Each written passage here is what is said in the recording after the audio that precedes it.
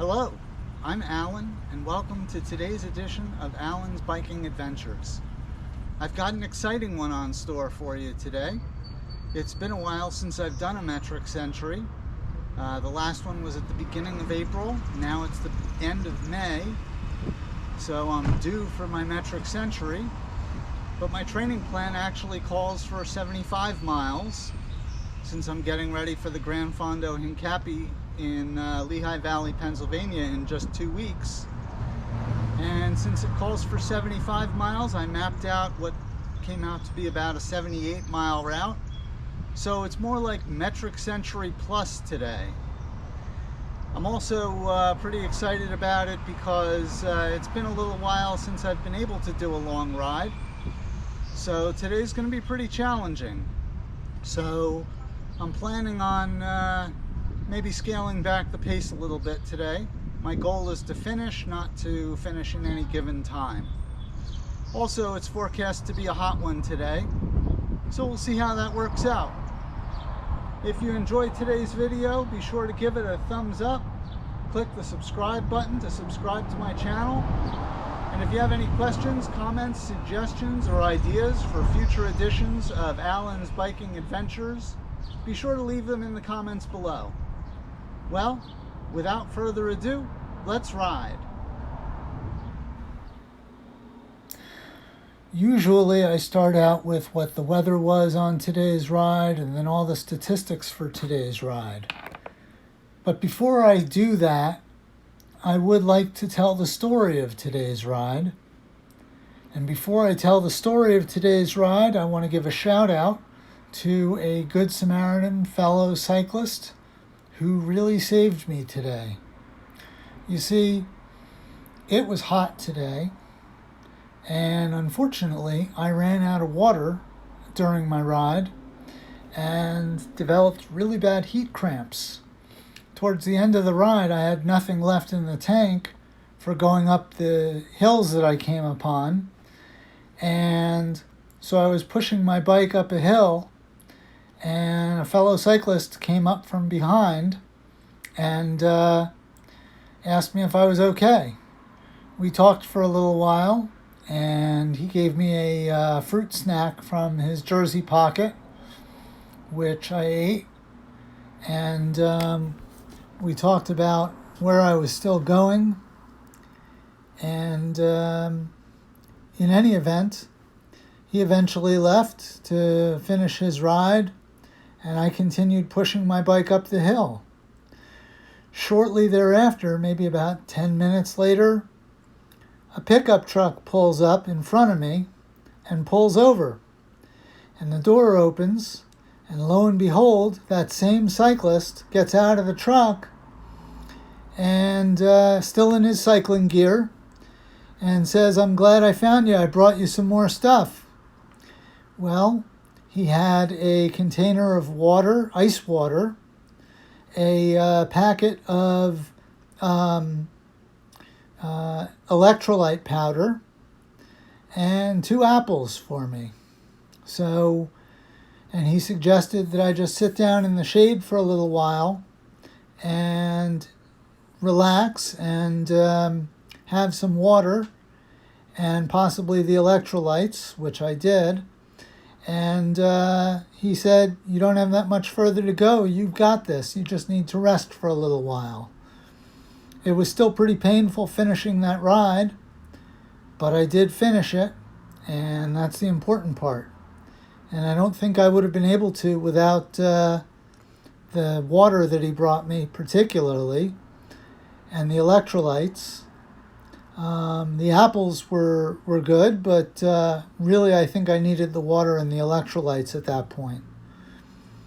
Any event, the story of today's ride, it was a beast of a ride. It was, I came upon several road closures during the ride, and two bridges were out that I needed to cross. And so I ended up setting the GPS to navigate home, but I told it to navigate home along the original route. And I thought that was going to take me home the way that I came, but it didn't. It kept heading me north.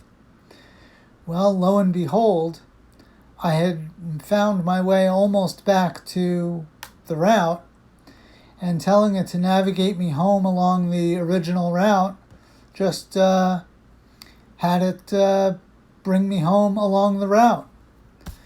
So what was supposed to be a 78-mile ride ended up being 80.8 miles.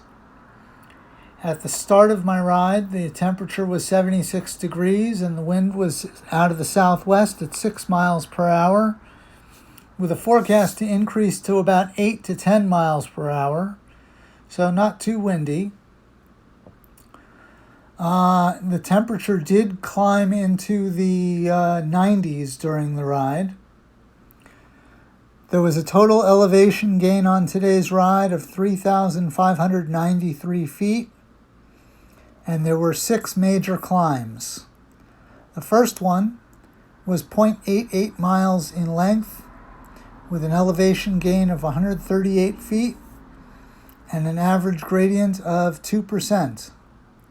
The second one was 0.55 miles in length, with an elevation gain of 174 feet and an average gradient of 6%. The third major climb was 0.91 miles in length, with an elevation gain of 338 feet and an average gradient of 7%. And I think that was the climb that really killed me today. The fourth climb was 0.71 miles in length, with an elevation gain of 266 feet and also an average gradient of 7%. When I came upon that particular climb, I was going downhill. I had a sharp bend and immediately into an uphill portion, a steep uphill portion. Unfortunately, I was in the wrong gear, so I came to a stop, downshifted, got on the bike, and when I started to pedal, my left leg cramped up and I fell over. And I realized I wasn't going to be able to ride up that climb because I had no way of getting started. So I ended up pushing the bike up that climb. The fifth climb was 1.31 miles in length, with an elevation gain of 210 feet and an average gradient of 3%. The sixth and final climb was the one where I ran into the Good Samaritan, and that one was 0.44 miles in length, with an elevation gain of 148 feet and an average gradient of 6%. Despite pushing the bike uphill and despite really tanking at the end of the ride, and by the way, I didn't even record video for the last segment of the ride because at that point I was just pushing the bike so much. But in spite of all of that, I averaged a speed of 15.1 miles per hour with a maximum speed of 35.9 miles per hour. I had an average heart rate of 128 beats per minute with a maximum heart rate of 154 beats per minute. According to Strava, I burned 1,905 calories and had an average power output of 111 watts.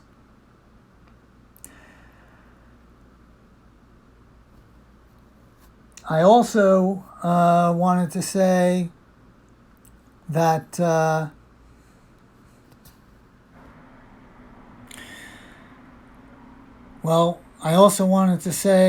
what I take in terms of nutrition on my rides, particularly my long rides, but any ride over 20 miles. And I have reconsidered one aspect of my nutrition plan. You see, what I used to do is just take plain water, and then I would take gels, and I would take one gel for every 10 miles that I'm going to be riding, So for a ride like today, I would take 7 gels, which I did. And that would generally give me plenty of calories for the ride. I have to admit I've never bonked before since taking on this particular plan. But today was a different story. Anyway, the thing I'm reconsidering is just bringing plain water. I think what I'm going to do is fill the Camelback with water like I've been doing, but I'm going to bring a water bottle with some sort of electrolyte drink. And that way, if I really overdo it in terms of the heat and humidity, I'll be able to replenish electrolytes and continue on with the ride and not get heat cramps like I got today, which is what I think happened. Anyway, that's about all I have to say for now. So enjoy the rest of the ride. If you follow to the end, you'll see the Good Samaritan stop and you'll see us talk. What I don't have recorded is him coming back in the pickup truck with the water and the apples and the electrolyte powder, because by then I had turned off the camera. But enjoy the rest of the ride, and I'll see you at the end.